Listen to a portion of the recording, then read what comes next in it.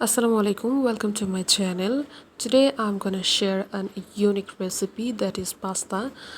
আজকে আমি খুব সুন্দর একটা দেশি স্টাইলে পাস্তা রেসিপি রেডি করেছি, যেটা বলতে গেলে রেস্টুরেন্টের স্বাদকেও হার মানাবে। সম্পূর্ণ দেশি স্টাইলে এবং ঘরের থাকা উপকরণগুলো দিয়েই তৈরি করেছি।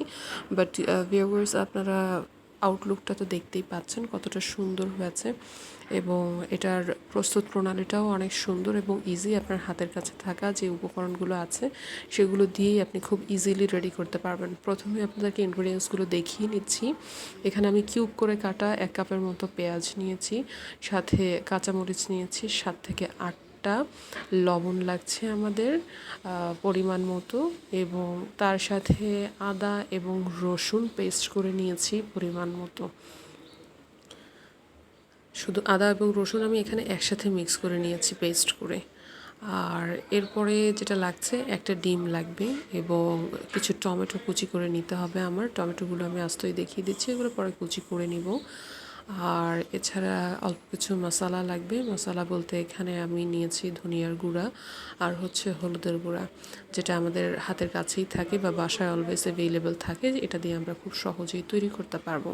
এবং এখানে আমি 2 ধরনের পাস্তা নিয়েছি মিক্স করে, 2 কাপের মতো, বড় কাপের 2 কাপের মতো হবে। সো প্রথমত যেটা করব সেটা হচ্ছে পাস্তাগুলোকে আমি সিদ্ধ করে নিব। এজন্য একটা হাঁড়িতে বা একটা কড়াইতে হচ্ছে পানি ফুটিয়ে নিচ্ছি। পানিটা যখন ফুটে আসবে সেটার ভেতরে আমি পাস্তাগুলো দিয়ে দিব। দেখেন, 2টা কালারের পাস্তা নেওয়ার কারণে লুকটা কিন্তু অনেক সুন্দর লাগছে, দেখতে খুবই ভালো লাগছে।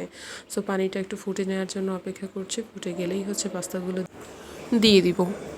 সো এই পর্যায়ে হচ্ছে একটুখানি আমার লবণ দিয়ে দিতে হবে পাস্তাগুলোর মধ্যে, সো দ্যাট লবণ সহ সিদ্ধ হয়ে গেলে টেস্টটা ভালো আসবে।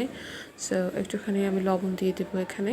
এবং পাস্তার ক্ষেত্রে যেটা হয়, খুব অল্প সিদ্ধ করতে হয়। নুডলসের মতো খুব বেশি সিদ্ধ করলে কিন্তু পাস্তাগুলো গলে যায় এবং টেস্টটা ঠিক থাকে না, ইনফ্যাক্ট শেপটাও ঠিক থাকে না।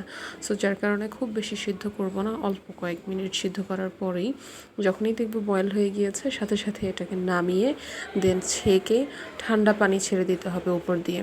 তাহলে আর হচ্ছে একসাথে লেগে যাবে না কিংবা গলে যাবে না। সিদ্ধ করার যখন দেখব যে ফুটে গিয়েছে, 3 থেকে 4 মিনিট হয়ে গিয়েছে, তখন আমরা এটাকে আস্তে আস্তে করে ছেঁকে নেওয়ার প্রসেসটা শুরু করে দিব। সো আমি দেখতে পাচ্ছি অলরেডি ফুটে উঠেছে আমার পাস্তাগুলো। এখন আর খুব বেশিক্ষণ ওয়েট করা লাগবে না। আমি জাস্ট এটাকে একটু নেড়ে চেড়ে নিচ্ছি, যেহেতু কিছুক্ষণ আগেই কেবল লবণটা দিয়েছি। একটুখানি নেড়ে চেড়ে লবণটা মিক্স হয়ে গেলে কিছুক্ষণ রাখার পরে এটাকে উঠিয়ে আমি ছেঁকে নেব। সো আমার পাস্তা অলরেডি সিদ্ধ হয়ে গিয়েছে। দেখেন, আমি ছেঁকে এনে ঠান্ডা পানি দিয়ে রেডি করে নিয়ে এসেছি, একদম ঝুরঝুরাই আছে। এ পর্যায়ে প্যানে তেল নিয়ে তার মধ্যে কিউব করে রাখা পেঁয়াজগুলো ছেড়ে দিচ্ছি। পেঁয়াজগুলো হালকা একটু ভেজে নেব, অল্প একটু নেড়ে চেড়ে আস্তে আস্তে করে ভেজে নেব। খুব বেশি ফ্রাই করার দরকার নাই, কিংবা অন্যান্য রান্নার ক্ষেত্রে যেরকম আমরা একদম বাদামি কালার করে ফেলি, ওই ধরনের অতখানি বাদামি কালার করে ফেলার কোনো প্রয়োজন হবে না। হালকা একটুখানি আমরা ভেজে নিব। দেখতে পাচ্ছেন প্রায় ভাজা হয়ে এসেছে, আর খুব বেশিক্ষণ ভাজতে হবে না। এ পর্যায়ে আমরা যেটা করব সেটা হচ্ছে আদা রসুন পেস্ট করে রেখেছিলাম, এটা আমি দিয়ে দিব। দিয়ে খুব ভালোভাবে একটু নাড়াচাড়া করে নেব বেশ কিছুক্ষণ।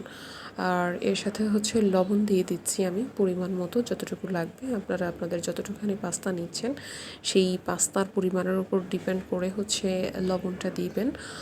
আমার এতটুকুই প্রয়োজন ছিল। এবারে একটু বেশ কিছুক্ষণ নেড়েচেড়ে নিচ্ছি, যাতে মশলার স্মেলটা না থাকে, ভাজা ভাজা হয়ে যায়, এবং আদা রসুনের যে একটা স্মেল থাকে এই স্মেলটা যাতে দূর হয়ে যায়। এতটুকু সময় পর্যন্ত আমি ভেজে নেব। বেশ কিছুক্ষণ ভেজে নেওয়ার পরে যখন দেখব যে মশলাগুলো আর আগের অবস্থাতে নেই, মোটামুটি তেল ছেড়ে দিয়েছে, সে সময়টাতে বুঝতে হবে ভাজা হয়ে গেছে। এ পর্যায়ে আমি টমেটোগুলো কুচি করে নিয়েছিলাম, টমেটোগুলো দিয়ে দিচ্ছি।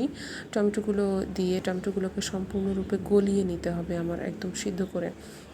সো কিছুক্ষণ নাড়াচাড়া করার পরে এটাকে হচ্ছে আমি বেশ কিছুক্ষণের জন্য ঢেকে দিব, সো দ্যাট একদম সিদ্ধ হয়ে গলে যায়। এটা খুব সুন্দর একটা কালার নিয়ে আসবে পাস্তার মধ্যে। তার সাথে আমি একটু হলুদের গুঁড়া দিয়ে দিচ্ছি, এবং আর একটু দিয়ে দিব হচ্ছে ধনিয়ার গুঁড়া। হলুদের গুঁড়া এবং ধনিয়ার গুঁড়ো দিয়ে দেওয়ার পরে টমেটোর সাথে বেশ ভালোভাবে নেড়েচেড়ে মিক্স করে নিতে হবে। পাস্তা অনেকভাবেই কুক করা যায়, তবে এটা হচ্ছে সম্পূর্ণ দেশীয় একটা স্টাইল এবং খেতেও এটা অসাধারণ হয়। সো পার্সোনালি আমি এই স্টাইলটাই পছন্দ করি। এবারে হচ্ছে ঢেকে দিচ্ছি এবং বাই দিস টাইম আমি একটি ডিম সুন্দর করে ভেজে এটাকে হচ্ছে ঝুরি ঝুরি করে নেব। একটুখানি লবণ দিয়ে ডিমটাকে ভেজে নিচ্ছি। এরপরে হচ্ছে এটাকে একদম ভালোভাবে ঝুরি করে মিক্স করে নিব কুসুম সহ, যাতে দেখতে একদম ডিম ঝুরির মতো লাগে আর কি। টুকরো টুকরো করে নিব, যেটা পরবর্তীতে আমি পাস্তার সাথে মিক্স করে নেব। সো ডিমটাকে ভালোভাবে ভেজে নিচ্ছি। ভাজার পরে অলমোস্ট এই যে ঝুরি ঝুরি হয়ে গিয়েছে, এটাকে আমি উঠিয়ে একটা সাইডে রেখে দিব।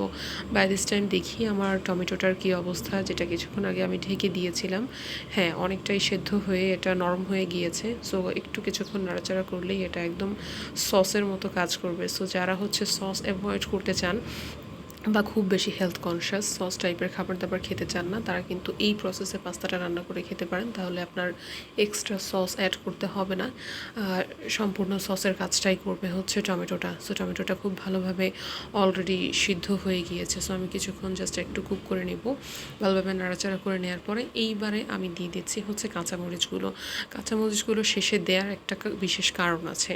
কারণটা হচ্ছে তাহলে কাঁচামরিচের যে গ্রিন কালারটা নষ্ট হবে না, কালারটা একদম অক্ষত থাকবে। দ্যাটস ওয়াই আমি অন্যান্য মশলার সাথে একসাথে দিইনি কাঁচামরিচটা, এটা সবার পরে দিয়ে দিচ্ছি। সো এটা আমাকে খুব বেশি একটা সিদ্ধ করতে হবে না এবং কাঁচামরিচের সুন্দর কালারটা বজায় থাকবে।